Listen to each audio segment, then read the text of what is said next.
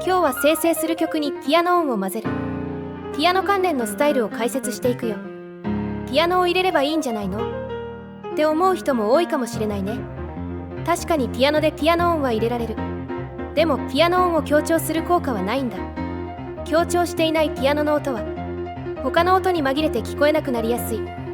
だからピアノの音を強調する効果のある他のスタイルを使った方が効果的だよ。今回解説するのはピアノソロ、メロディックピアノ、インテンスピアノ。どのスタイルもピアノの修飾語として元のピアノよりピアノを強調する効果がある。それじゃ実例を聞いてみようか。 J-POP に紹介したスタイルを混ぜてみるよ。ピアノの伴奏で私は彼をしてる。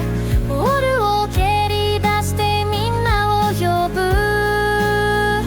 瓶にブリタの水を詰めて夜通しかける。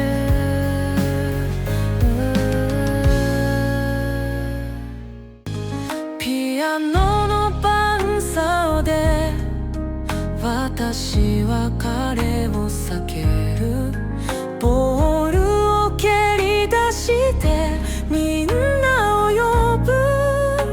耳にブリタの水を詰めて夜を仕掛ける。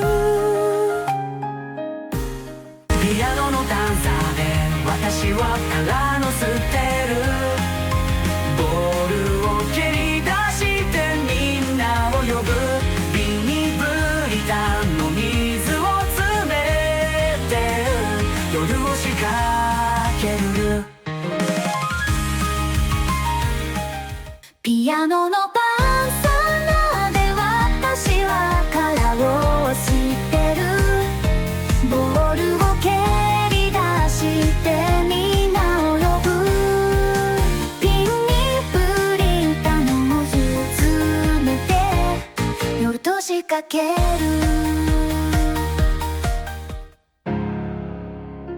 4種類のピアノ系スタイル、聴き比べて違いは分かったかな。ピアノは単純にピアノ音を追加する。それ以上の効果はないスタイルだよ。良くも悪くも元の曲調を変化させない。結果的にピアノが目立たないことが多くなる。ピアノソロはピアノ以外の音を弱くする。相対的にピアノが目立つことになるね。メロディックピアノはピアノでいう右手強調、高音強調かつ細かい音が増えるよ。インテンスピアノはピアノを叩きつける感じ。ピアノ音そのものが強くなるよ。ピアノ以外のスタイルはどれも他のスタイルと混ぜると曲調を変化させる。次はいろいろな音楽ジャンルにピアノ系スタイルを混ぜてみよう。チル、ジャングル、ハードロック、この3ジャンルで実験してみるよ。ピアノの伴奏で私は彼を捨てる。ボールを蹴り出してみんなを呼ぶ。瓶にブリタの水を詰めて夜を仕掛ける。ピアノの伴奏で私は彼を捨てる。ボールを蹴り出してみんなを呼ぶ。瓶にブリタの水を詰めて夜通しかける。ピアノの伴奏で私は彼を捨てる。ボールを蹴り出してみんなを呼ぶ。瓶にブリタの水を詰めて夜通しかける。ピアノの伴奏で私は彼を捨てる。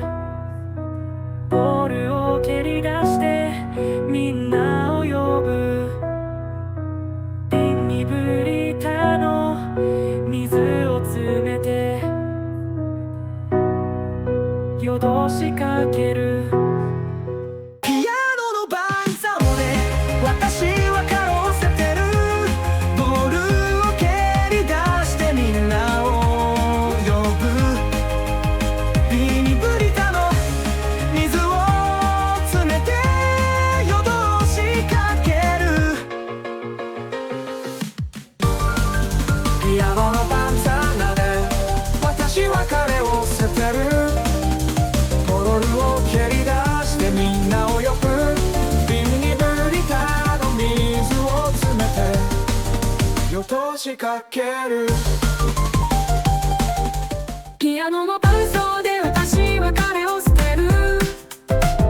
ボールを蹴り出してみんなを呼ぶ。瓶にブリタの水を詰めて夜通しかける。ピアノの伴奏で私は彼を捨てる。ボールを蹴り出してみんなを呼ぶ。瓶にブリタの水を詰めて夜通しかける。ピアノの伴奏で私は彼を捨てる。ボールを蹴り出して皆を呼ぶ。瓶にブリタの水を詰めて夜通しかける。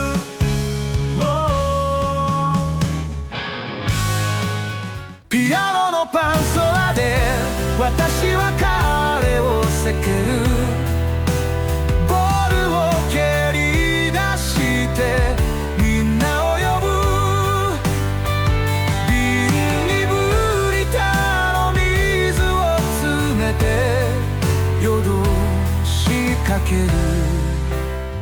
ピアノの伴奏で私は彼を捨てる。ボールを蹴り出してみんなを呼ぶ。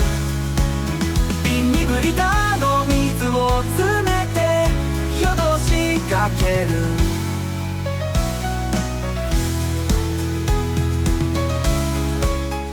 ピアノの伴奏で私は彼を捨てる。ボールを蹴り出してみんなを呼ぶ。瓶にブリタの水を詰めて夜通しかける。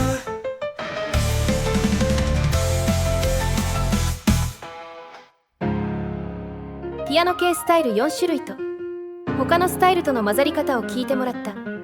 ジャンルによって向き不向きがあるからジャンルに合ったスタイルを選ぶといいね。ピアノ系スタイルってたくさんあるけど今回は汎用的な4種類に絞って解説したよ。ドラマティックピアノとショパンは癖が強すぎるから今回はスルーしたけど効果量は今回解説したスタイルより高い。試しに使ってみると面白いかもよ。それじゃまたね。